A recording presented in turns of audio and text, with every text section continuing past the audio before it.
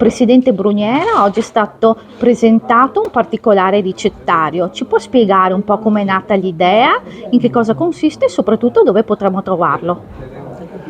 Allora, l'idea è nata che la Feria Sorigo è del 1883, che sta producendo dei prodotti, no, delle eccellenze del territorio.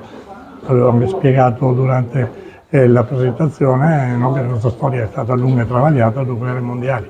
Ora ci troviamo in un territorio ricco di tante eccellenze, assieme al Prosecco e assieme naturalmente al volley conegliano, che è veramente un'eccellenza del territorio, e abbiamo sposato i nostri prodotti con un'altra eccellenza, queste bravissime ragazze.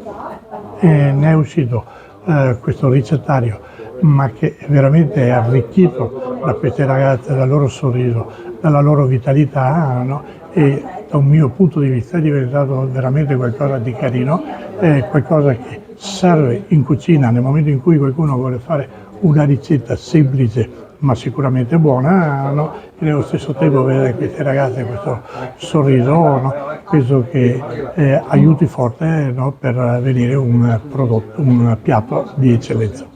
E lo potremo trovare anche nei negozi, online. Beh, adesso lo troveremo negli spazi della Sorigo, si troverà in diversi spazi che noi metteremo a disposizione, e naturalmente, se qualcuno lo desidera, faccia richiesta alla latteria di Sorigo che glielo faremo avere.